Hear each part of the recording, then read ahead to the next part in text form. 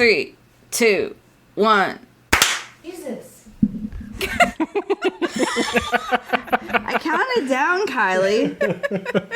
Tell her I counted down. Erin counted down. Did you not hear it?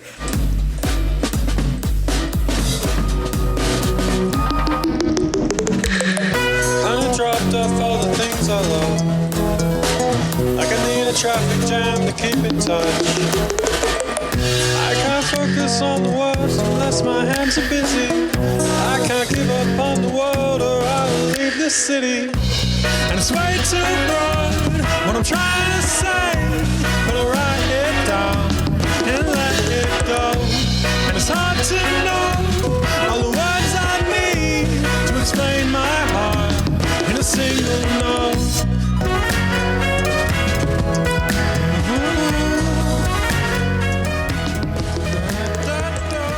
Hello and welcome back to WayTooBroad, a show and tell program for really ridiculous, excitable grown-ups. Episode 220.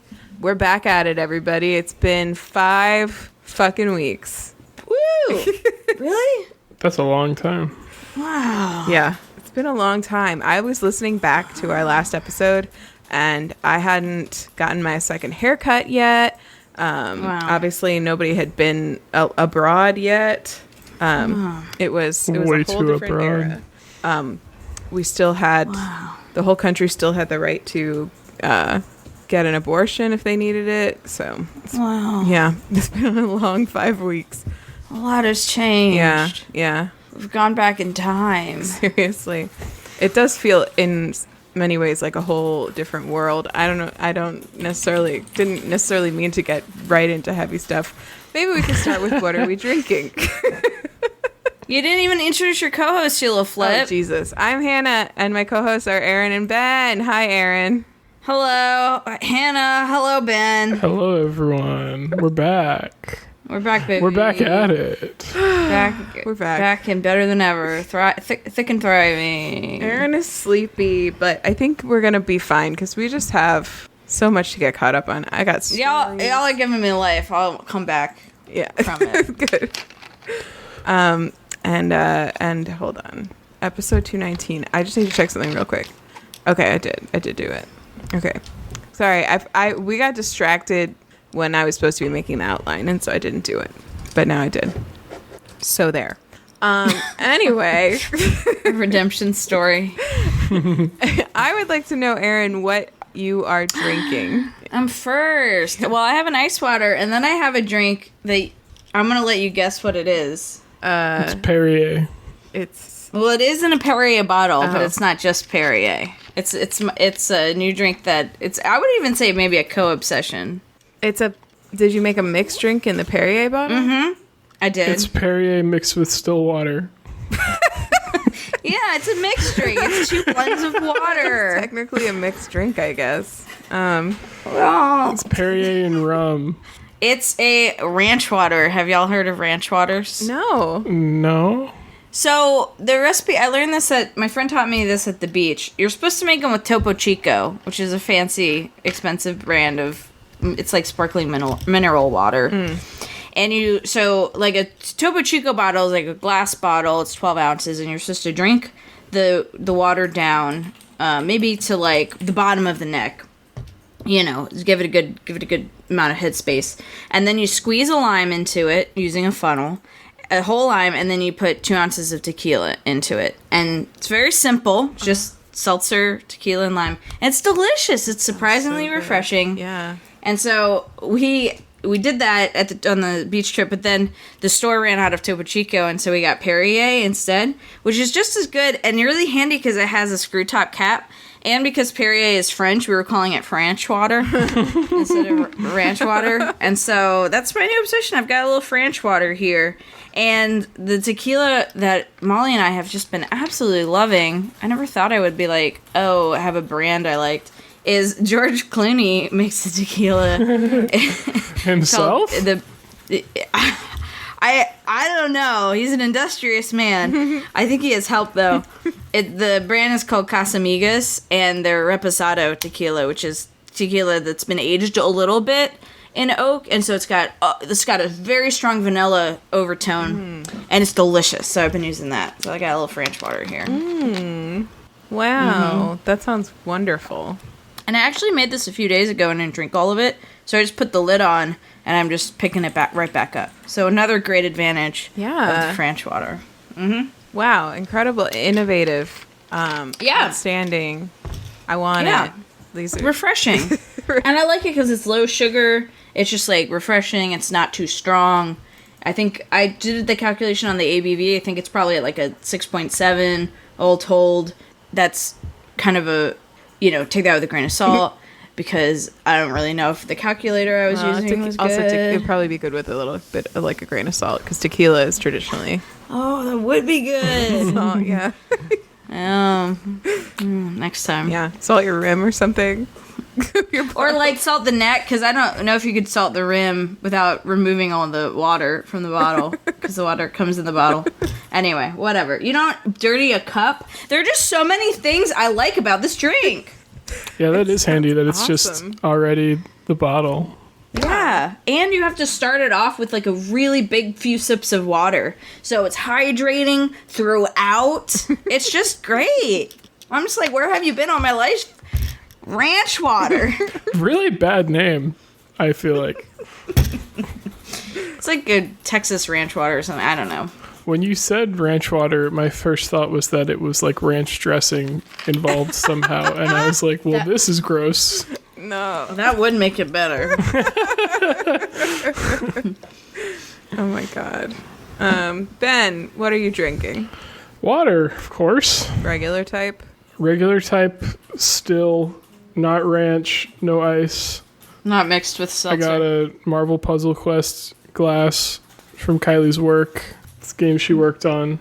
Hell yeah. I was that's at it. Ben's house during one of these weeks that we weren't hanging out on podcast, and I got to hang out with his cats, and it was so nice. They were lovely. Yeah, Blessed. huge shout outs to Hannah for watching our cats while our neighbor wasn't able to for a couple days. I thought that because she couldn't watch them, that she wasn't there, and they told me that she lived right below them, so I was like, oh sweet, I don't have to worry about having like a downstairs neighbor in this apartment building. And so not like I was like stomping around, but I wasn't self-conscious about it. And then she texted me when I had like a whole day and a half left there and was like, hey, could you turn the fan off in your bathroom because it's really loud down here? And I was like, oh no. I didn't realize, because I think she said she couldn't do it because she had family visiting, but I thought it was because they were going to visit and then go to Maine together. But I don't know. She might not have been there the whole time either. Maybe she just came back early. But yeah, maybe. Plus, you don't have to be, just because you're physically available doesn't mean you're available for labor. yeah, That's true. yep. But they were nice. We're putting Ben's neighbor on blast this podcast. She's very sweet, honestly. Yeah, she's lovely. Yeah. Nice. She left me a little Hell note yeah. on the door, didn't I don't think she knocked. If she did, I didn't hear her, but I really, as an introvert, really appreciated that. An introvert in a strange apartment complex, although there was like a 50-50 shot I would have ever seen it, because I only left the apartment once in the 4 days I was there. So Ben, how do you feel about Hannah calling your apartment complex strange? I would say I'll land with you. it's not strange. I think it's pretty standard and actually very nice. it is nice, except for the trash room. Erin, have you seen You the did trash call room? it strange. Yeah, that's true. Yeah. Yeah, the trash room is a problem. Hannah, I'm drinking a mango orange Spindrift, by the way. that's what I was about to freaking ask you. But yeah, the trash room and the trash council. Trash committee. Oh, the trash committee. I'm sorry. Yeah. So that's. Do you want to explain to the listener what the trash committee is? Oh, it's just like the group of trash cans in the basement that you have to sort of give them. When you bring trash down, they decide if it's acceptable or not. And if it's not, it can be really bad. They sort of scratch at your door, try to get to you a lot. They really get mad about it. And we've figured out that acceptable usually means that there's a sufficient amount of flesh in the trash for them. And if there's not, they get really upset. But it's just like a quirky Boston thing, you know? That's apartment living. And the trash committee is comprised exclusively of the trash cans in the trash can. Is that right? I don't know if it's like some entities that sort of live in the trash cans, or if because they only convene behind closed doors. Yeah. They only start convening once you put your trash in and then close the trash room door. Yeah. So I've never seen them, but we definitely hear them. Yeah, they did get into our apartment once around when we first moved in, and we lost memory of the whole day. So that's kind of fun. That's pretty fun, honestly. Yeah, it's pretty fun. It's just one of those things. Boston, man. Mm-hmm. So it's good that you have cats, because old buildings, that kind of thing. It is a very beautiful apartment building. I would say like 9 out of 10 for me. Nice. I don't like sharing walls. You did call it strange. I don't like being on the third floor. I wish I was on the first or second floor, but other than that, I really like it. Because of the stairs? Yeah. It's just, how like you get home from like a long day, or you're like driving a lot, or just like a long day at work, and you're like, oh, I just can't wait to be. I'm so excited to be home. Yeah. And you like pull into your parking lot, and then it's like, oh, now I have to walk up 3 flights of stairs, and that's like, I'm always like a little sweaty when I walk into the apartment because I have to go upstairs.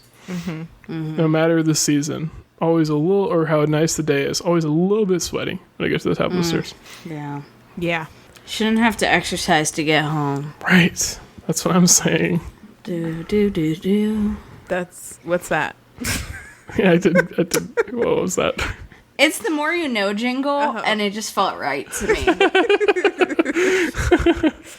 It was like, to me, you shouldn't have to exercise to get home is like the end of a commercial about something that makes it so you don't have to exercise to get home. Escalators. You shouldn't have to exercise to get home. Yeah, Ben, have them install escalators. I mean, our last apartment building was also kind of old. We were only on the second floor, but there was an elevator, but it was like the smallest and scariest elevator I've ever been. The buttons weren't like out of the panel. You had to like really push in to push them, and it was just like very rickety and super old. So that was rarely used.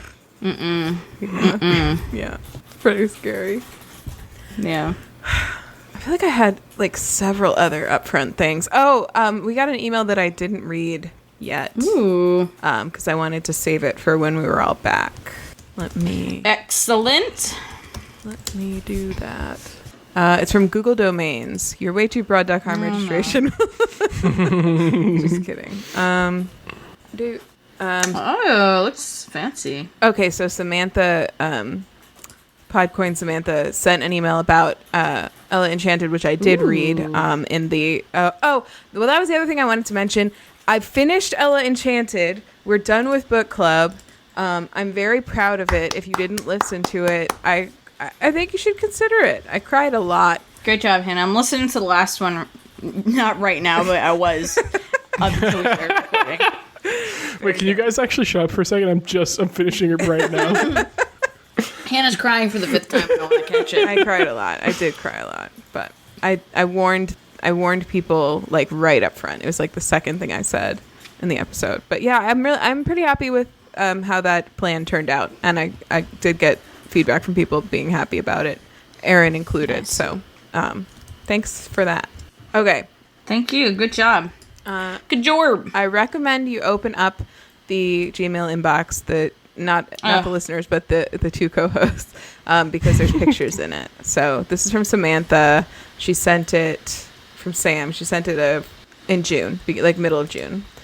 Since you've been asking for emails, I put like a really desperate plea for emails in the description of the episodes. I don't know if you noticed. It's like, please send me emails. I'm so lonely. All my friends are away, are out of the country. So she saw that. Since you've been asking for emails, I figured I'd send one, even though there hasn't been much interesting going on for me lately. I feel like my life is 99% work and doctor's visits these days. I've recently gotten very into fermenting things, making mainly vinegar. Currently, I have a strawberry vinegar that's almost done, and I tried to make a chive blossom vinegar, but it got overrun with yeast. It was probably still safe, but I didn't trust it, so I tossed it. I also made a black locust flower cordial using Alexis Nicole's lilac cordial recipe. And she says this, and I wholeheartedly second this because I love her too. Side note, if you haven't stumbled across Alexis Nicole's videos on TikTok, she's a wealth of foraging knowledge as well as a bubbly ray of sunshine. She truly is. I adore her. It's satisfying how simple it is to make these kinds of things. Basically, all you need is filtered water, sugar, and your plant of choice.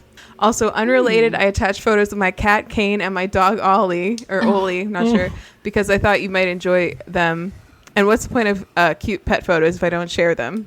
Agreed. Aww. And they're Wow, so those cute. cat shelves look great. Don't they? You were freaking right that we would enjoy them.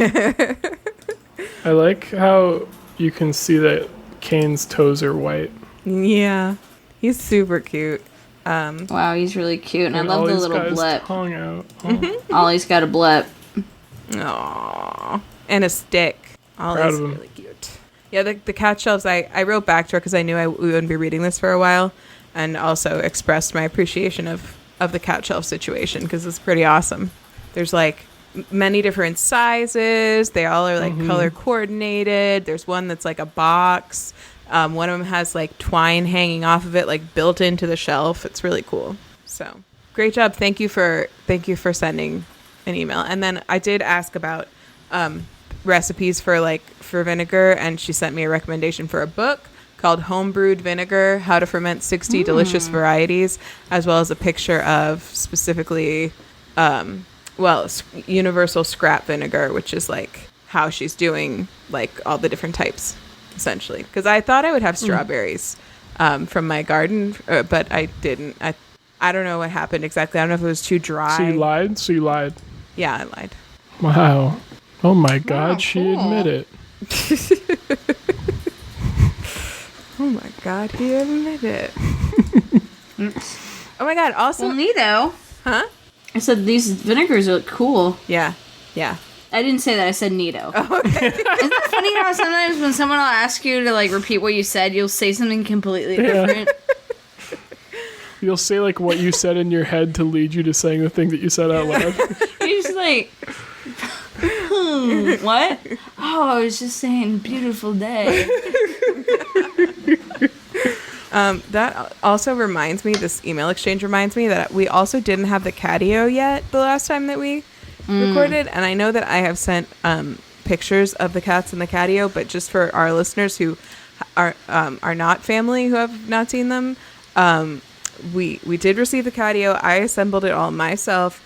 Ian made the little door to get them in and out and made sure it was like safe and secure. And now it is, so they can come in and out as they please at all times. We never lock it, which is great. Wow. And they love it. Squeaks was the first one out. She had a great time. Squeaks gets mad about being in there because we can't reach in to pet her. So she wants pets. Hank loves to be in there for exactly the same reason. And then also because Squeaks is in there. And Moose, it took her like 3-ish weeks to finally decide that she would go outside. At first she was just kind of staring out the window, and then she would stick her head out and then like half her body. And then for a long time, like two probably like that, most of that 2 weeks span, 2 to 3 weeks, she was stuck at that point where she was sticking like her front 2 paws out and kind of looking around and like clogging the doorway for a long time. But then she would come back in and not go out. But then one night she just went out, and now she goes in and out all the time, and they'll hang out there together. They'll go in one at a time. It's just a part of their rotation now, and it makes me very happy. Wow. And them. So you said Squeaks gets frustrated that we can't pet her, and Hank goes outside for the same exact reason. Yes. That he can't get pet. Yes. And he likes not being pet. Oh yeah. I think he likes, what I've noticed is that when he spends a lot of time outside, by the time he comes in, he seems much more relaxed, and he's more likely to approach you for pets or accept pets if you try to pet him. So I think that he likes to like decompress out there and just like know that he's not going to get bothered. And then when he comes in, like he feels like more centered and ready for that to happen. I also have this theory that Hank doesn't know how to ask for attention from humans, because there are a lot of times that like you can tell when he doesn't want to be pet because he'll literally like flinch away from your hand. But like if he does, he doesn't really nuzzle. I've actually never had him nuzzle me unless I was already about to pet him, and then or like I was already petting him. He'll nuzzle you then, but I've never had him come up and like ask for pets.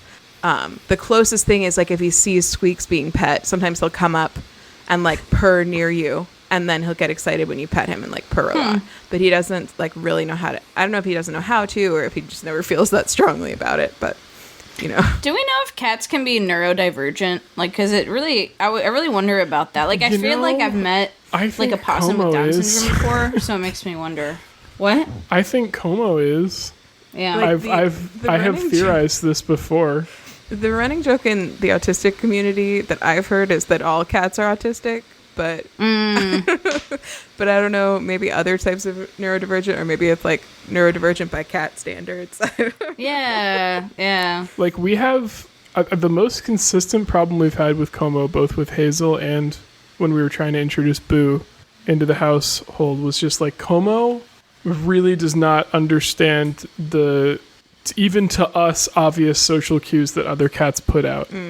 He almost always just gets confused or just like doesn't respond appropriately.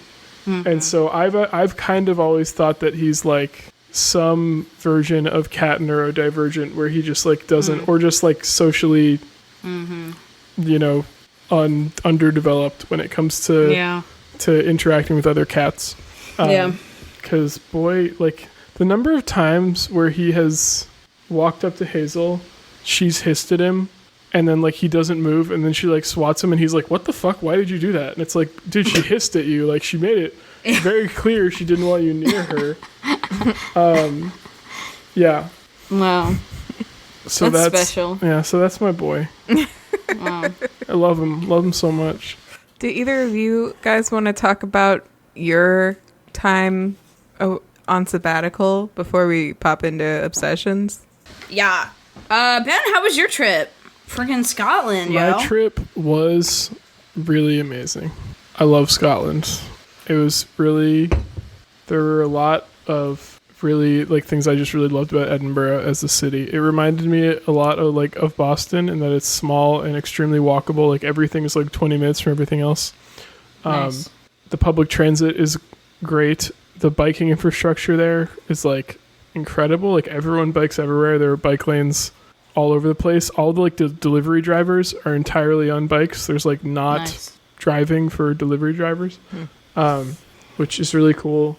And there's a giant fucking castle in the middle of the city. Like that's just like your touch point to orient yourself always, is like in Boston it's the Prudential Center, in Edinburgh it's the fucking castle, and that's which is so way cool. cooler. It's like so objectively, cool. And like a really down. old castle. Like it's been, it's like that. Like the Castle Rock, like the hill it's built on, has had like some kind of structure that's close to a castle for like 1,500 years or something. Like it's ridiculous how old everything is, which is so cool. Like everything is just like casually old in the UK, and you know, in a lot of places in Europe. And the weather is, for me, great. Some people would say it's cold because it doesn't get hotter than like 75 degrees in the summer, but that's like ideal for me, because if you get above 75 degrees, that's hot, and then I sweat, and I don't want that. Yeah. I want, like, the hottest temperature ever recorded in Scotland is 91 degrees. Isn't that amazing? Isn't that incredible? Isn't that beautiful? Wow, that's crazy. I love that. Beautiful, like, not to be like, I do like it when it gets really hot, but there's a time and a place for it. You know? For me, it's never welcome. There's no time or place. I would miss like 90-degree days. Oh, if I really? Yeah, I would. Like it was like, it's 91 right now in Durham, and like it was like really nice today when we were like out in the garden picking cherry tomatoes in the hot sun. No, I would never. I loved that. That's terrible. Erin, you're outnumbered. Am I like You're outnumbered and overruled. I just loved it. No, My sun hat. And I popped a hot cherry tomato in my mouth, and I thought, gosh, there's nothing like a Durham summer. a hot cherry tomato. Yeah, so hot from the sun. Yeah, I got that. Sun gold tomato. Sun gold? Yeah, sun gold tomato. I've never heard that before. Fucking Google it. They're beautiful. I feel They're like gold like the sun. Yellow tomatoes are usually kind of on the sweeter side. Is that true? Mm-hmm. Yeah. Mm-hmm. Wait, are they actually? Is it just because they're like gold like the sun, or does the sun actually make them gold? You know what I'm saying? Bad question. Like the name sun gold, does that come from the fact that the sun is somehow involved in making them the color that they are, or there's people comparing their color to the sun? I think it's the latter. People comparing their color to the sun? Yeah, the I don't feel like it was that stupid of a question, for the record. Both of you laughing at me. All plants photosynthesize. Right. You know what I mean? All plants are the color they are because of the sun, ultimately. No, the fruit of the plant doesn't photosynthesize. The green parts do. But it wouldn't do it without the sun. Yeah, but it doesn't necessarily have anything to do with the color of it. I'm sorry I caused your question. Even though that's how I feel. No bad questions. Only dumb co-hosts. No, it's not a bad question. No, I think, and I don't know. I think they're called sun golds because they're golden in a sun-like way. But sorry, we really got off topic. Never gets hotter than 91 is the hottest ever recorded. Yeah, typical is like 75 max. Ben was very allergic to the whole country, seemingly. Yeah, my allergies were going fucking crazy there. Dude, what? I mean, I'm assuming to some kind of grass pollen because that was like the main allergen there from what I was looking up, at least at the time we were there. And my allergies have actually been worse and worse the past couple of years anyway. Even before we left, I started having to take more allergy medicine. Like I take 2 24-hour allergy medicines. Sorry. I take 2 24-hour pills every 24 hours. I can't say this correctly. I take 1 24-hour pill every 12 hours. So I'm taking double the dose you're supposed to take in 24 hours. Oh. Yeah, wow. I take 1 in the morning, 1 at night. Because otherwise... safe? Yeah, I asked my doctor and she said it was fine. Because otherwise, if I don't do that, then if I take 1 in the morning, it fades by the time it's night and I like wake up sneezing or with a really sore throat from postnasal drip. And if I take 1 at night, it like fades by like 3 o'clock or something, and then I have to do the last couple hours of the workday sneezing and shit. Sneezing and shitting. Yeah, sneezing and shitting all over the place. Weird allergies. Did you bring your allergy meds to Scotland? I did, and then they weren't really working that well, and so I tried different ones. I tried like the UK equivalent of Zyrtec instead of what I normally take, which is Allegra, and it kind of worked better, not really. I ended up just like on the I ended up taking the Zyrtec, and then most of the time I was outside wearing a mask for pollen, not for COVID. Wow. Yeah. And like we went on a hike, and I hiked the entire time in a mask, and there were like not that many people around. But yeah, so that part sucked, but it was still overall an extremely enjoyable trip. Went to a lot of nice restaurants, even though Scottish food, I think British food in general is not that good, but there are like good other types of European food. Like we had really good Italian food a couple times. We went to Glasgow one day, which was nice. We did a hike of there's like a hill to the southeast of Edinburgh called Arthur's Seat. That is a really beautiful hike, and when you get to the top, you can like see the entire city, which is really cool. There's also like we had 1 or 2 days, maybe just one day, where we kind of just I think it was like the day after the hike, and we were just kind of tired, and we decided we're just gonna like hang out in the beautiful parks of Edinburgh and just like chill out and read. It reminded me of when we went to England, all 3 of us, and how we really enjoyed just playing cards, like sitting on a blanket in parks, and Hannah's and my mom was very Aunt Brown was very like, we should be doing things, and we were like, no, this park's nice. This is doing things.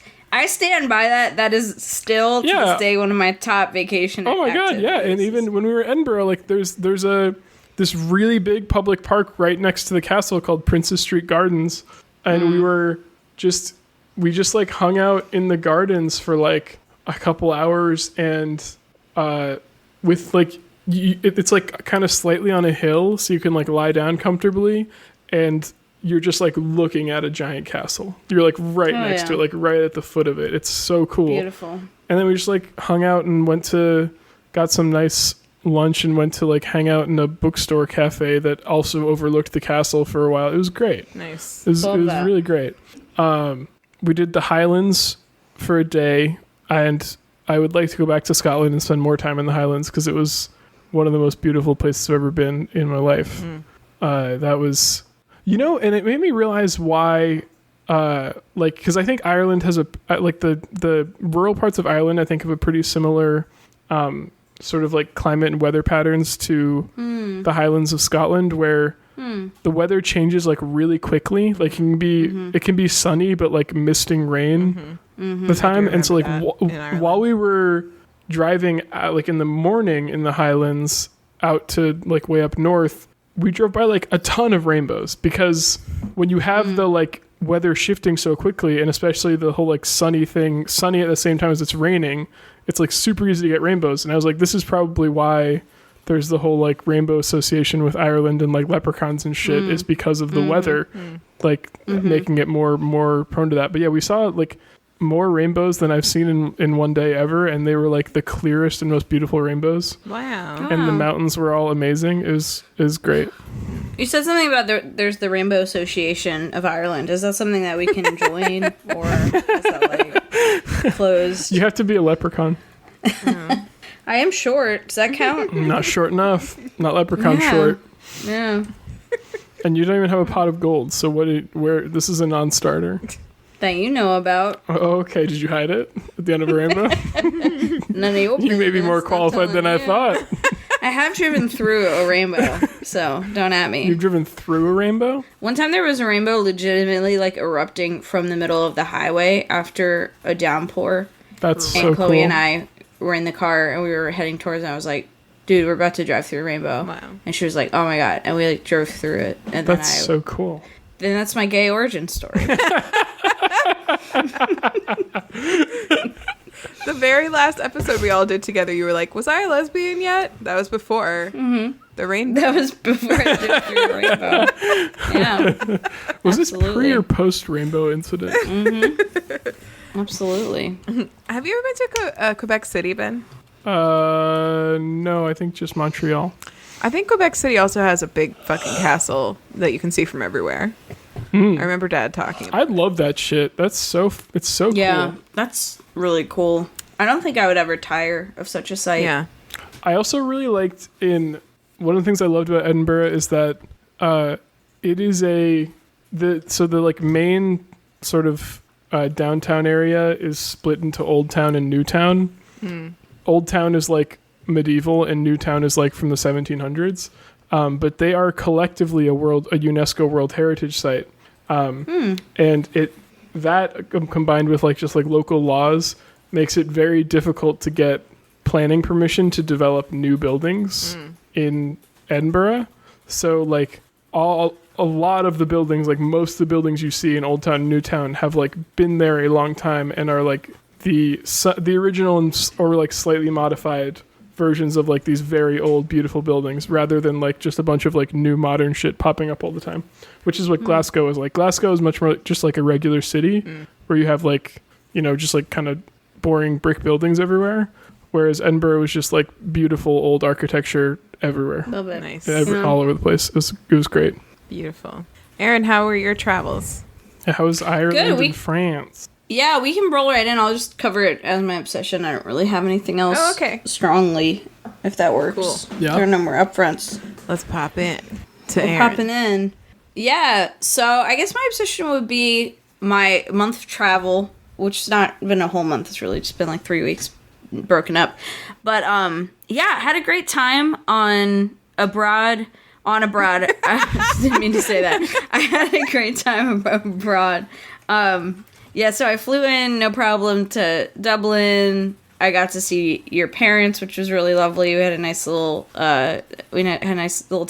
And then I immediately got COVID, which I think I just picked up on the plane, if I had to guess. Because my parents didn't get it. Your parents didn't get it. Molly didn't have it. So I pretty much was able to keep it to myself. And it was really quite mild, all told. Like, I recovered quickly. I never felt too sick.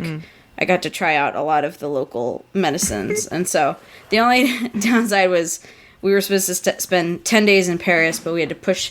We were going to, like, take 10 days in Paris, and then we were going to have, maybe a week or 5 days or so back in Dublin. And we ended up, it's good that I decided to go there for so long because we had wiggle room to push our Paris trip. So we had to cancel our Airbnb, which looked really cool, but we found a great hotel in a nice part of town close to everything, and we were able to be there for a whole week. Nice. And so that was great. And I fucking loved Paris. I was, you know how excited I was to go to Paris. Yeah. I loved it even more than I thought I would. It was so cool. My mom loved it. We had a great time together.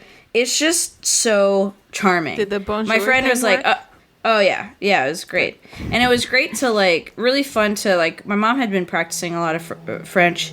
And, you know, I had done French in high school and a little bit in college. And some of it was, I didn't really practice too much before going there. But a lot of it was coming back to me, and I was able to, we were actually speaking to a lot of people, having, like, full interactions in French, you know, even as shaky as it was, which was really fun. My friend was like, oh, how do you like Paris? And I was like, oh, I love it. And he was like, what do you like about it? And I was like, I mean, the cafes, the food, the history, the architecture, the weather, the public transportation. Like, there's nothing I don't like about it. It's all so charming. So a few just, like, highlights. We did a lot of, one of the things we like to do a lot was audio walking tours. So there's this self-guided app where it uses your GPS location to, like, trigger the narratives and then directs you where to go. Cool. So you don't have to have your phone out. You're just kind of walking. It's self-paced. They're pretty cheap. And so we did a ton of those just to kind of, like, explore the different neighborhoods. And some of the and just, like, which took us to see some cool pockets of things. So I hadn't realized that Paris used to be part of the Roman Empire. And so there's, in the city, and there's probably more, but two places we saw, you're just in the middle of the fucking city, and then you turn into a park, and it's like Roman baths. Or like a Roman Colosseum that they used to do, like, gladiator battles with, or flood it and do naval recreations, just, like, in the heart of Paris. That was really cool. What else?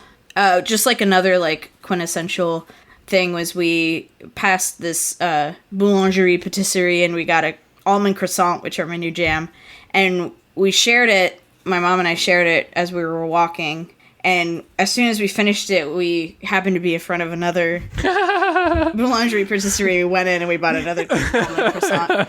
Just, like, shit like that, you know, just, like, it's just all so charming. Like, one night we were doing a walking tour, and it culminated in this really beautiful square, very lively. The trees had, like, sparkling lights on them. There was a band playing in the street, and so we just, like, stopped at the restaurant and had dinner. It was really nice. Just shit like that, like, all the time, everywhere you go. Everywhere we were going in Paris, it was awesome. Public transportation was dope. Yeah, and it was so fun to speak French again, the little I did. I've actually been taking French lessons since I got home. I've only done one. I was supposed to do one today, but I had to move it to later in the week for reasons. But, so that's fun. I'm doing it with, like just an online tutor or something like that. So just trying to get back into that because it was so fun. A last anecdote, one of my, just like just a fun, charmed Paris moment. We, obviously, like, the Notre Dame is right there, and it's kind of surprising. It's so in the middle of the city that you just kind of are always seeing it, which is, you know, it's under construction and everything, but it just, like, a lot of the places we were kind of like going to, it's just like, oh, there it is, and kind of learning about the history of it. Hold on. Gotta get some ranch water. We're learning that. Yeah, I had to shoot my ranch water there. I didn't realize this, but the Notre Dame is like still around and in the condition it's in because of Victor Hugo's book, Notre Dame de Paris, or The Hunchback of Notre Dame.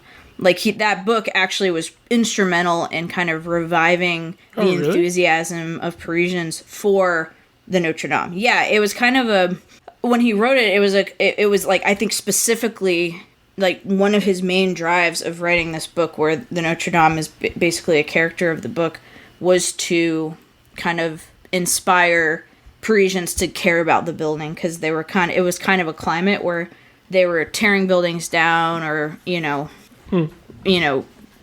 changing buildings and stuff like that. So after that book was a big success, the Notre Dame is the reason we give a shit about it. The world gives a shit about it today, is because of that book. So it made me want to read that book, and I thought that'd be a great token to bring home from Paris. Is I'll buy Notre Dame de Paris in Paris. So I wanted to go to English language. So I found an English language bookstore that I wanted to go to, and I also wanted to get, because it was so cool about like seeing all these like Russian artifacts, or not Russian, Roman artifacts. Maybe some Russian too. Roman artifacts. I wanted to get like a book about the history of Paris specifically. And so I was like, those would be great things to bring home. So went to this English language bookstore. I got the last copy of Notre Dame de Paris by Victor Hugo. And I was like, do y'all have a history book about Paris? And they were like, oh man, there's this really good one, but it's out of print and we don't have any copies of it. But they were like, but there's an English language used bookstore just a few blocks away. So we were in this cool neighborhood, so we were like, cool. So we walked to that bookstore, a very cool walk, very cool stuff. And we walk in, and my mom like immediately finds this book. So yeah. I read the Hunchback of Notre Dame, which is a really fucking weird book. Can't say I'd recommend it, but I haven't read the other one yet. But I'm excited too. I did not know that Victor Hugo wrote the Hunchback of Notre Dame. I only knew his name from Les Mis. It's also wild because in America, as far as I can tell, exclusively, we call that book The Hunchback of Notre Dame. It is called, and has always been called, everywhere in the world, Notre Dame de Paris. And really, like, Quasimodo is such, like, a small character in it. Was like, hardly at any time with him, really. Really? Yeah. And Victor Hugo was like so I feel like this review from Goodreads really summed it up. I'm going to paraphrase heavily, because I was reading this book and I was like, this is terrible. Because Victor Hugo, it's like Victor Hugo was like a huge like history buff and like architecture nerd, and clumsily, I would say, put a lot of that like information in this what's supposed to be a fiction book, because he's interested in it, but it's not necessarily like interesting or advancing the plot. It's just like a lot of like, okay, cool, I guess.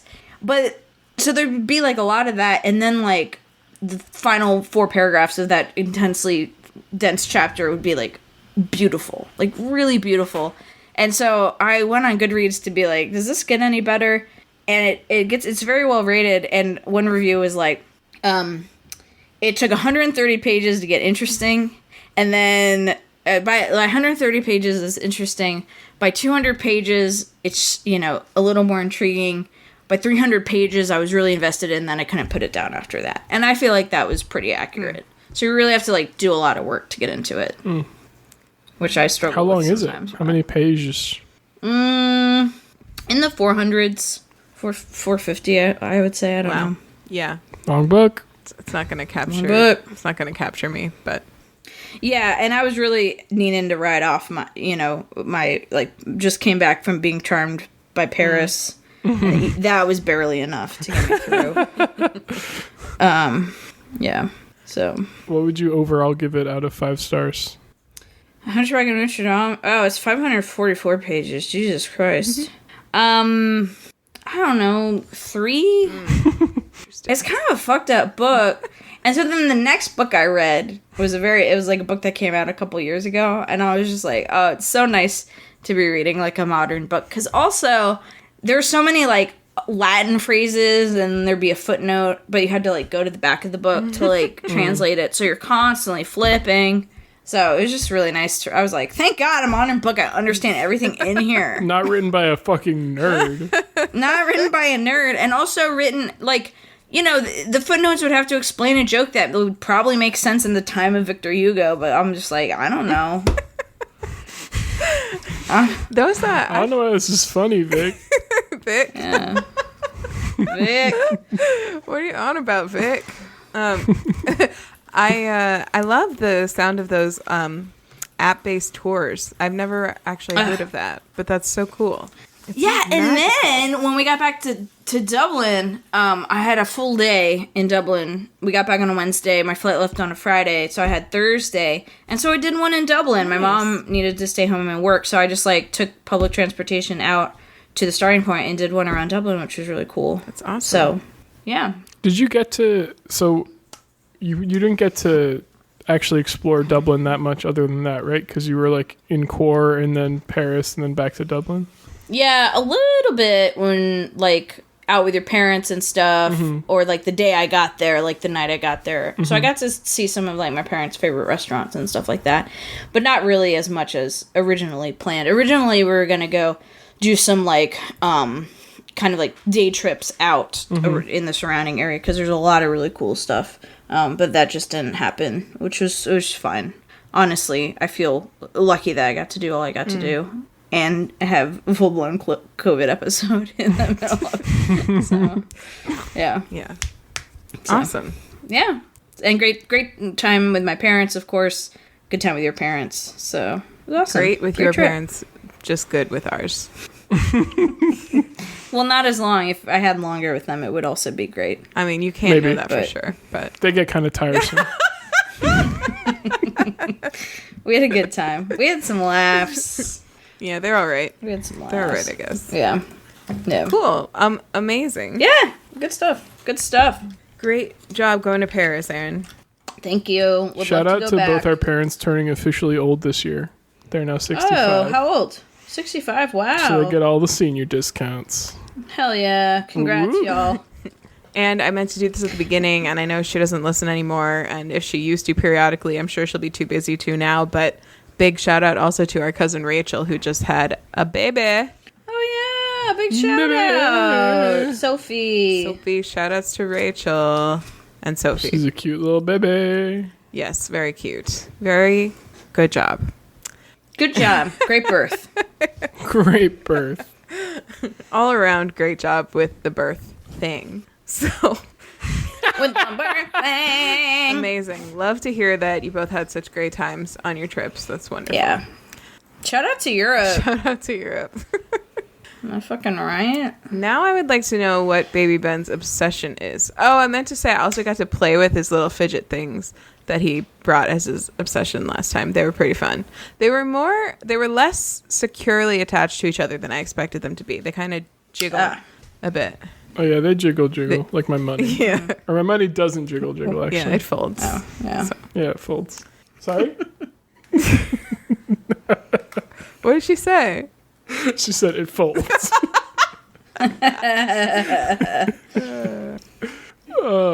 What's my obsession, you asked? Oh, sorry. I'm just realizing. I didn't realize that Scotland left the European Union as well. Yeah, I'm stupid. All of the UK did. That is fucking rip. okay. This is also the wildest thing about the UK is that I think it is the only country that like is properly 4 different countries, but also is one country. That's what I was confused It's so fucking weird. And they like, Scottish people are very upset about Brexit because my understanding is that if you isolate Scotland's votes, they were very much against it. Mm-hmm. And now like a lot of their export industries, like a lot of their meat exports and wood exports are being hurt by Brexit. Yeah, it's stupid. Apparently there's potential for another referendum for Scotland to leave the UK. Wow, how about that? How about them? Brexit. How about them apples? What's their fruit? Skexit from Brexit. Wow. What's their kind of common fruit? In Scotland, haggis. How about them haggis? That works.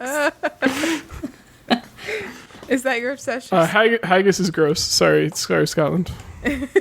Well, Isn't it? I tried I'd eat vegetarian it. haggis. It was I gross. was gonna say it's not vegetarian. I'd eat it. No, it's extremely not vegetarian.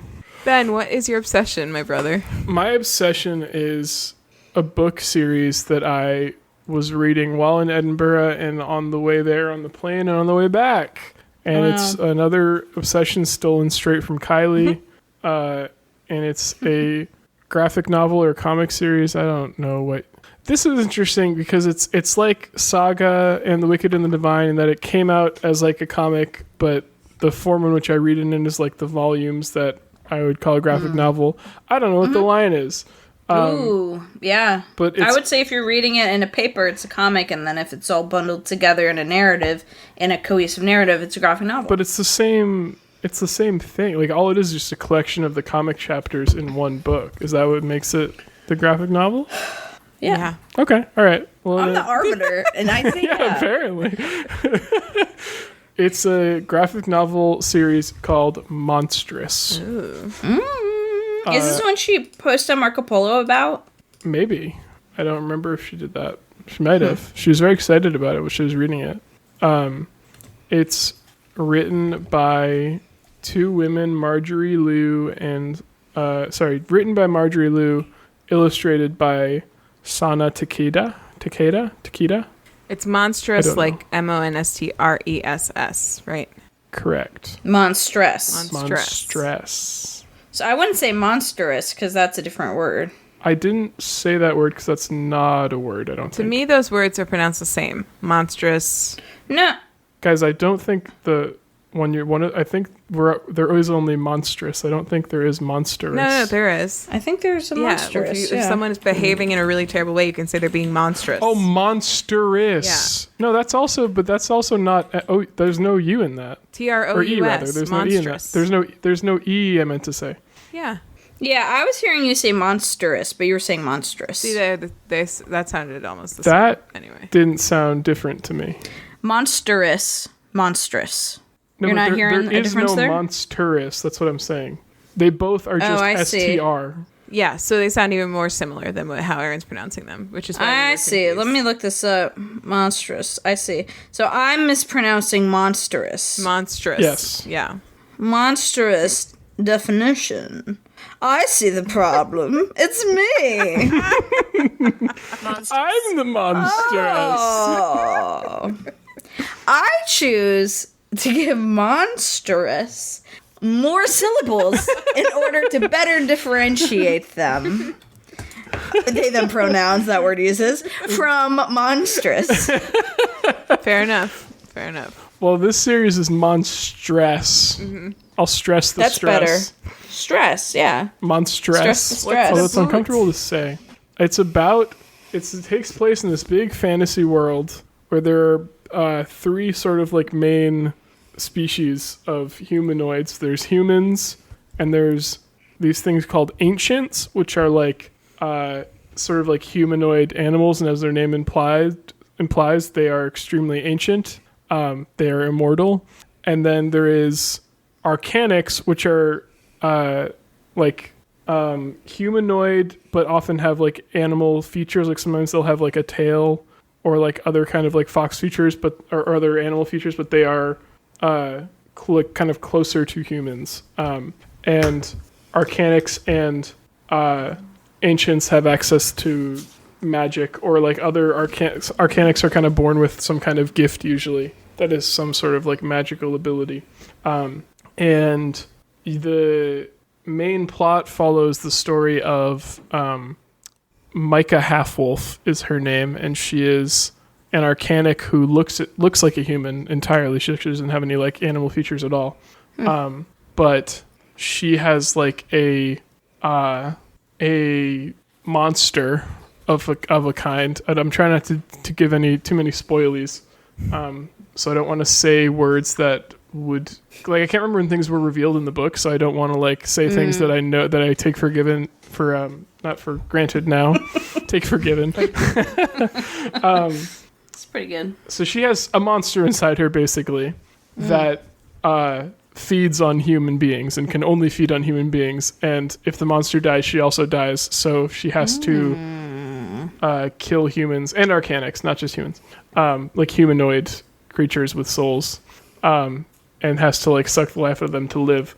And it follows her story as the Arcanics and the humans are sort of starting to go to war. They were at war a few years ago, and the war is kind of like seeming like it's going to start up again. And she's sort of like at the center of all of the conflict for a few different reasons. And she has like a main sidekick who is this little sidekick's a weird word, companion, like traveling companion, who is this little fox Arcanic named Keepa, who is just like one of the cutest fucking characters in anything I've ever read or seen. And what one of the best things about this whole series is that Micah is like brutal. Like she is extremely violent. She literally has a monster inside her that often has to feed on human beings. And she is like extremely cold and normally like very just kind of like unpleasant and mean and cruel to like everyone she meets except for Keepa. She's like very protective of Keepa and generally like very sweet to Keepa. And it's like really, I feel like you need to have that touchstone for that kind of character to like make them at all likable or humane, or like relatable in any way. Like the fact that she has that relationship with Keepa is just like what kind of ties her whole character together. And Keepa is just so cute. Oh, I also forgot to mention, there's like another whole prominent race, which is cats. Cats can talk and are, in fact, the oldest like species in this world. They were like around before everyone else and often have multiple tails and can like do their fucking. There's like a whole group of cats that are basically necromancers. Like they can speak to the dead, but they call them necomancers. Neko means cat in Japanese. Oh, that's so cute. Oh no. And like I think it seems like the number of tails a cat has is like tied to how like powerful they are as a magic wielder, which is really fun. It's so good, and it's not all out yet. There are 6 volumes out, but it's still being released. It's won like 5 Eisner Awards, I think, which is a lot. That's like the Oscars for comics, basically, for comics and graphic novels. And yeah, it's just like a very ambitious and sprawling fantasy world that is just really like fun to be in. It's definitely very dark. It can be a bit of a downer, but it's like still just a very cool world, and I highly recommend it. Were these originally written in Japanese? No, they're written by an American. Gotcha. Cool. But the illustrator is Japanese. I was wondering with that Japanese pun, if that was, but it sounds like that's a pretty low level pun that everybody but me got. I mean, I think that's. I don't know how common knowledge that is. I guess if you're like someone who watches anime or is at all like somewhat steeped in Japanese culture, you would get it. We had the benefit also of it. This is so long ago, it feels like it never happened. But when it feels like a different Mom and Dad first adopted Mr. Cat, he was named Kuroneko, which means like black cat, I think, in Spanish is what I was gonna say. Spanish. In Japanese. So, and then they just called him Kuro for a long time, and not a long time. They switched to Mr. Cat pretty quickly. For like a few months, and then they just started calling Mr. Cat as like a nickname, and then they were like, actually, this is his name now. It's a great name for a cat. It's pretty good. So now we call him I Gus. knew from there. That's like the first time I really knew that. So don't feel bad. Gotcha. Yeah. I don't feel bad. Marjorie Liu, along with being an author of over 17 novels, is also an attorney. What? Yeah, and she like teaches a comic writing class at MIT or something. Is she like a practicing attorney though? No way. Because she also needs to find time to teach at MIT, and she lives in Cambridge. And she was nominated for a GLAAD Media Award. Is there gay stuff in this, Ben? Yes. Sweet. Should have led with that. And you didn't lead with that? You didn't even think to mention it? No, honestly, I forgot. Wow. There's a lot to this fucking Do you book forget series, about your freaking audience, your entire audience here? Yeah, there is actually a lot of gay stuff. There's like a sapphic relationship that is pretty central to the plot. Wow. Wow. Took a lot of Yeah. It's good. Wow. It's fucking good. He mentions as a fucking afterthought on this podcast. of all places. Man. Well, cool. It looks great. I think I love it. I think I still have to finish the last one that you recommended, or that Kylie recommended. The Girl Wicked in and the the Sea? Divine. Yeah, The Wicked and the Divine. But also that. I actually also haven't finished The Wicked and the Divine. I have like one more volume to read. For some reason, I haven't finished it. Oh, well, it wasn't out. Does It it came out like pretty recently. does it take you like a lot shorter? See, if I could say, does it take you a lot longer to read? Does it take you a lot shorter to read? Like, that's not a sentence we say. That is Does it weird. take you a lot shorter to read? I'm going with it. The graphic novels? Yeah, for me it does. Yes. Yeah. I still have trouble reading normally Same. since Oh. because of my whole aphantasia thing. Oh, man. I get caught up. Yeah, I don't know. I need to just get over it. I still just like get caught up thinking about it. Mine's just I think have I talked about this on pod before? Yeah, I think I don't Yeah. remember. Yeah. Well, yeah. I start thinking about the fact that I used to read without knowing that I had aphantasia, and then I'm like, well, what did I used to do? And then I get so busy thinking about that I'm not thinking about what I'm reading. That's basically the gist of Have you it. tried rereading a favorite? No, I was never a big rereader, but I suppose I could. Have you tried reading the same sentence over and over again until it becomes... That's what in practice ends up happening because I keep forgetting what I just read. Yeah, and I try that. Let me tell you, that's a slow way to read. I try that a lot. And so I found that to be something that you can do. It's not like effective, but you can do it. Good advice, Hannah. Thank you. Sorry, It's so practical. just to summarize that, you're saying I can just read a sentence over and over Yeah, again. until it just becomes mush in your whole brain. Cool. Yeah, Okay, yeah. And great. your whole brain is mush. Yeah, and then Awesome. Good stuff. That's great. I love that. Yeah. cool. Well, great obsession, Beth. Thanks. All right, I'm excited. I don't know why I said actually. That's the premise of this podcast. Exactly. Because I've truly been obsessed with this and about getting the word out to as many people as possible about it. And I think that Erin does not know anything about it. Ben knows the whole story. But Do? yes, I'm going to talk about FIP. Oh, yeah. Wow. Yeah. So not ringing a bell? Okay. No. I'm just going to tell like Lucas Fits in piss. farts in For iPage?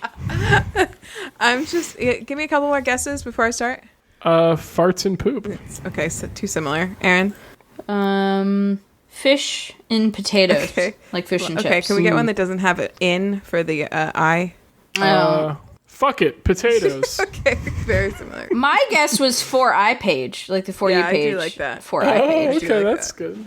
All right. Well, let me give you another one. Frequently inasked Questions. Ponders. Wait, what was yours? Facilitating Ponders. international petunias. Okay, so it's none of those. Really? Yeah. Wow. I'm just gonna tell the story of Lucas and Federica and Uno. Lucas, our brother, his wife Federica, and their cat Uno, because it's very illustrative of everything. So a few months ago, we have I think we mentioned the cat on the podcast before. A couple months ago, actually, not super long ago, I don't think. Can you nail down I exactly think it how probably long was ago? a It few, doesn't actually, matter. because it's been a month. It doesn't since we've matter. recorded. So anyway, but a while ago, this cat just appeared at Lucas and Federica's door down in Florida, and he had one eye, and it was his eye that was like damaged or gone was the same eye that Federica recently injured, or actually was like attacked in public with a paintball gun, and now has like a. Actually, she looks cool as hell. She has one brown eye and one like white gray eye, but it's not. It's it's not nice for her. Is it still non-seeing? She still can't see out of it. It's got a cataract, so I think it like impacts her vision. She can see out of it, but not that well. And I think she has to take like frequent breaks because she works at a desk all day. So she's gonna have surgery on it at some point. So this cat shows up. It's injured in sort of a similar way to Federica. It's a kitten, and like it was like very shortly after Federica got her injury. Yeah. Too. It was very soon after, and it was like Lucas just opened the door one day and he was there, and he came right in. He let himself in, and he wouldn't leave. Like Lucas was off to like a farmer's market or something, and Federica was like just hanging around the house, and Uno, he wasn't called that yet, but he was just like following her everywhere that she went, like he was already her best friend. And so there was like something very magical about the whole situation. I love that. So they really adore him, and but he also like they would call me and they would be like, yeah, he's super chill. Like he let the vet like do everything to him. He's like really calm. They said that he's like only probably about like 8 months old or whatever. I don't remember how old, but like young, like a kitten. And I was like, that's really weird. I was like, the last time that I remember someone commenting on how calm a young animal was, it was Chester, who was our dog when he was a puppy, and we adopted him because he was super calm, and then it turned out he had like a horrible gastrointestinal like disease or infection or something, and they had to like I have a new guess for FIP. Okay, what is it? Feline intestinal parasites. That is a great guess. It is, I think the first word is feline, so okay. Continue. Okay, so as time goes on, they're every once in a while telling us that they're taking him to like the vet or the emergency vet, because he'll just have like days or weeks where he just won't want to eat, or he'll have like really shallow breathing, or several times when they brought him in, he had like a fever, which is really weird, and they never could quite put their finger on what was going on. They tested him. And they were like giving antibiotics and it wasn't doing anything. Well, it was helping him for like short periods of time, but then as soon as he came off the antibiotics, he would just like start feeling sick or start seeming sick again, like pretty soon after. And it got to a point like a couple of weeks ago where he wasn't eating and he wasn't pooping, and he just like was just like breathing shallow all the time. And like just did not seem well at all. So finally they gave him like an x-ray, and it turned out that he had what's called a pleural effusion, which is like liquid all around his lungs. It can be it's not a diagnosis by itself, but it can be indicative of a few things. A lot of them are terminal. They were able to like drain the liquid out, so he was able to like get comfortable again to a certain extent. But if you don't find the root cause, then it just keeps happening. So there's like several things that can be. As I said, a lot of them are like just terminal, but one of them is called FIP. It's a virus. It's not FIV. FIV is something that they test cats for like as soon as they are like found in the wild. It's like HIV, like the cat version of HIV, basically. It's a different virus. FIP is different because it's a coronavirus, and because it is there's no test that like directly tests for it. Like you can run tests that will like point towards the infection being that, but there's no test that's like the FIP test. So it's harder to diagnose, and up until a few years ago, it was like terminal. There were no treatments for it. Like if your cat had FIP, they were going to die pretty soon. Oh my God. A few years ago, back in like 2019, there was this drug. It was originally being tested to fight Ebola, but it didn't work for that. But then somehow through the magic of like drug testing, they realized that it could actually help with FIP.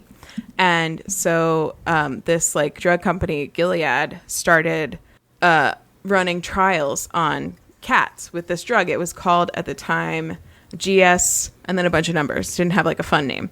And they were testing it for to help with FIP, and it was showing incredibly promising results. Like it was basically cats were being cured, like is pretty much how it seemed. And it was like and like testing was progressing and stuff, but right around but that was like we're getting into like 2020 time frame, and then coronavirus. What happens in 2020? And COVID hits, and Gilead stops all their cat testing, pivots to testing on humans, and eventually develops that that drug that they were testing in cats for humans, and that drug is now called remdesivir, which you may have heard of. Oh, yeah. So, but I'm sorry to stop you again. You still have not defined FIP for us. FIP is, I know it's in this article somewhere. Hold on. All we've got was that it's not infectious FIV. Periodontitis. Yeah, that's right. That's right. About to guess. So one of the things that can cause that thing that was happening to Uno is FIP, and it's one of the only things that can cause it that there is actually a treatment for, but the treatment is literally known to work, but vets in the US cannot prescribe it. They are not allowed. It's not legal. It is not FDA approved. Yes. And Yet. And based on what Lucas and Federica have been through over the last few weeks, first of all, if your cat has this and you are lucky enough to find a place to get the drug, it will cost you quite a lot of money. It also, there's a lot of people out there trying to scam you for it, but also even amongst vets, there are definitely some that know more about it than others, and there are some that like believe in it more than others. Like they've been back to the emergency vet a few times since they started treating him for this. And some of the vets have been like, I really don't think he's going to make it. And other ones have been like, I've seen vets come back from worse, and I will help you administer the shot for today. Like, You said I've seen vets come back from I've worse. seen cats come back from worse, and then they helped him like do the shot, you know. So like it's like wild west when it comes to the treatment of this condition. But the thing that is crazy about it is that it actually does fucking work. If you find the actual drug and a way to get it, like it works. And there are like networks I don't want to talk too much about because I think that people could get in legal trouble for like distributing these medications or aiding in distributing them because it's not technically illegal. I don't know that anybody is pursuing that, but like I don't know. I think the DEA probably has like bigger fish to fry or whoever, but like, hopefully. But there are like groups, there are like networks of people who know how to help you get this medication, and if they agree with your diagnosis, they will help you get it. And not only will they help you get the medication, but they will help you learn how to administer it at home, because that's generally what you have to do, because vets can't really get involved in it in a professional capacity. So anyway, long story short, Uno has been through a lot the last few weeks, and he is still getting shots for, it's like a 3-month daily shot that you have to get, but he's doing much better. Like he's Wow. Pooping again on his own. His appetite's come back. He's been like much more like lovey with them. He's stopped hiding under the bed, which he was doing. He's starting to become playful again. His breathing has gotten much more regular. Like Lucas said, he's down into the 30s today, which is like basically normal for cats. He was up like he was like in the 50s and 60s, which is like literally verge of death. Beats per minute, right? Huh? Beats per minute, right? Breaths per minute? minute? Yeah, because it's breathing. Yeah, he was just panting all the time. Poor baby. So, I guess the reason I wanted to bring this is because, first of all, I think the story is like totally fascinating. I put an article about it into Slack for you guys to peruse at your leisure if you would like to. And also, I just really want people to know that this exists, because I know that there are still vets out there in the U.S. I don't know what the percentages look like, but I know that there are still vets out there who will not mention this to you, you know, for safety reasons or because they haven't come across it or who knows why. But just know that like this network exists, and if you are motivated to keep your cat alive, there are ways to do it. But also be aware that if it's something that looks like an FIP, like this FIP drug that is like trying to sell it to you like on the open market, like you just if you Google like FIP drug or like GS 441 blah blah blah, there are like paid ads on Google that will say like, hey, you can buy it here. Don't buy it from there. That's not real. But they were able to get their hands on it, and they felt confident that it was a real deal. Because they were working through like a network of people who have like who are already doing this with their cats. So that would be like my number one tip, is to find like the genuine social media. Like what they found was a Facebook group. I guess I can say this. It's a private group anyway. It's a Facebook group called FIP Warriors, and there are fakes of those on Facebook as well. But the real one is called FIP Warriors 5.0. Right now, they might have to change it again. I don't know. But not FIP Warriors USA. That is fake. FIP Warriors 5.0 is real. So it was like we, all of us, everyone in our immediate family spent like an entire, I don't know, like 12 to 24 hour period just like searching the internet for information on this condition and this drug, and like who you can possibly trust to get it. And like the best thing for them was truly just to talk to the people in that Facebook group, because they already have like an established sort of like supply and care network that is like private. So that's where to go if this When's it gonna get FDA approval? This seems like a freaking, when does stuff like this come along where it's like cures? Well, I think that 99% of cats. I think that remdesivir is still like under an EUA for like an emergency use authorization for COVID, and I think that they probably won't pursue anything for cats until after they've gotten their FDA approval for people.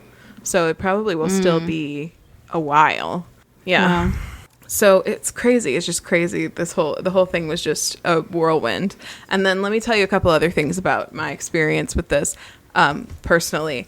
When Lucas called me after their first, the first time that they brought, well, the time that they figured out that it might be FIP while they were at the emergency vet, and the vet is the one who told them about this, and like some people at the vet's office told them about it.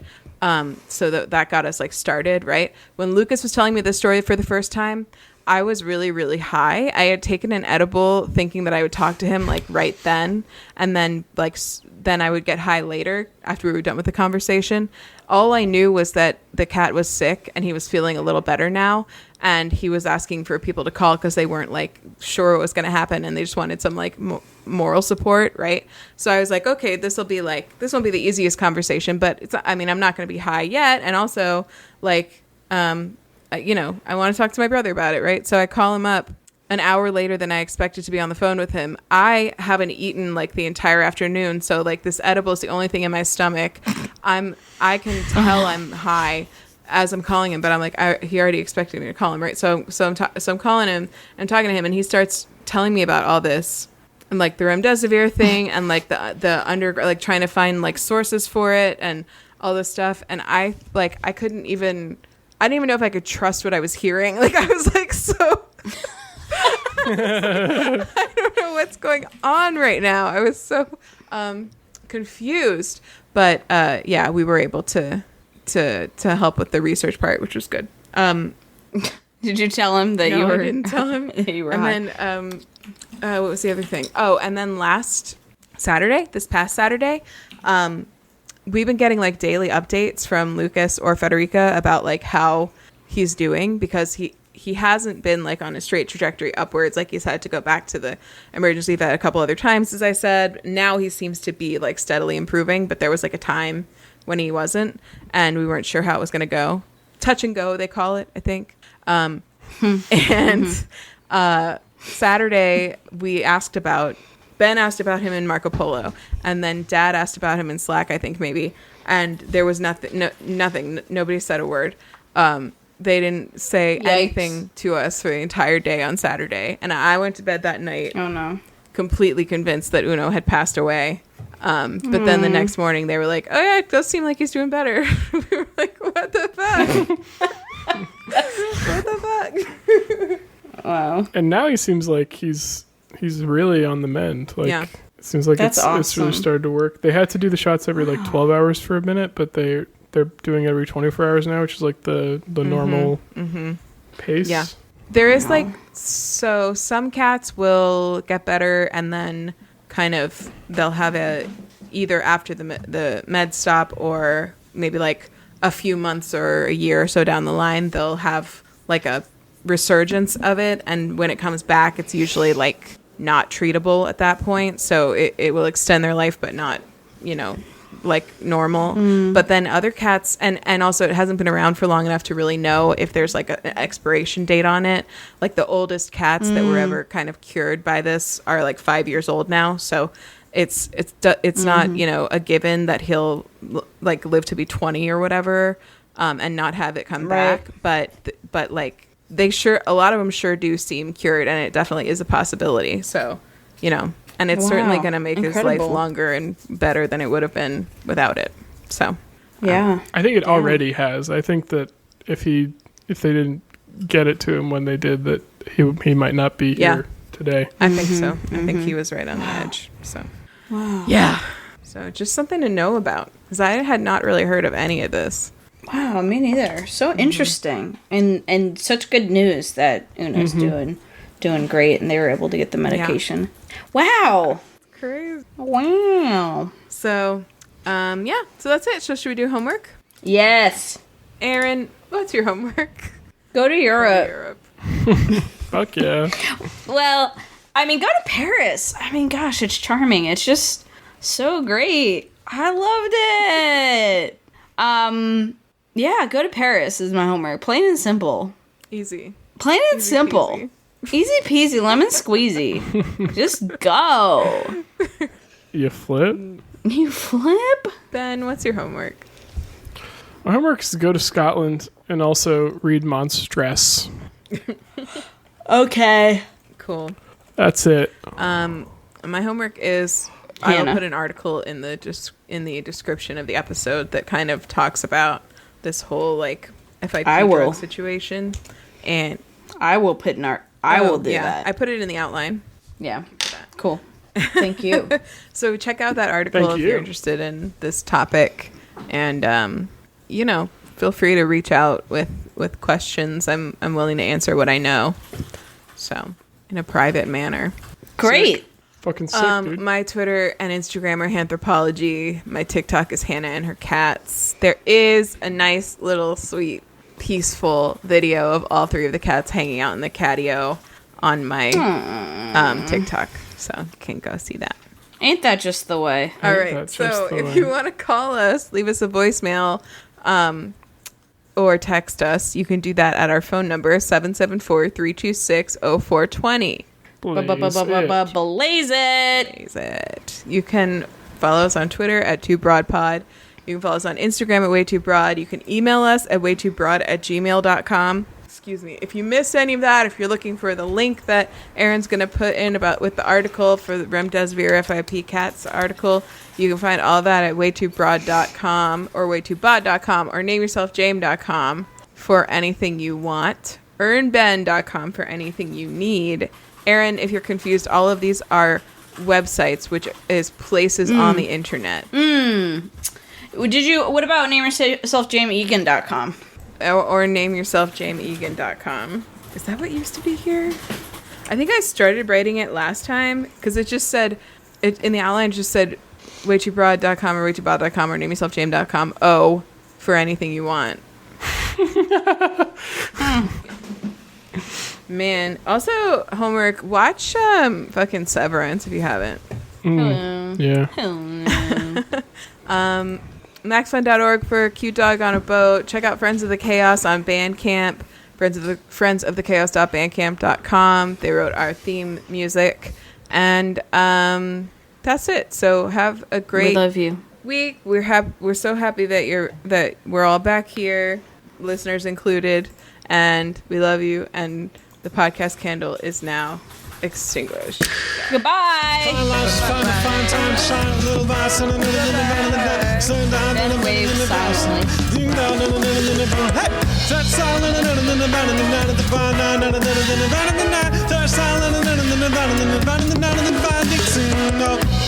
Sway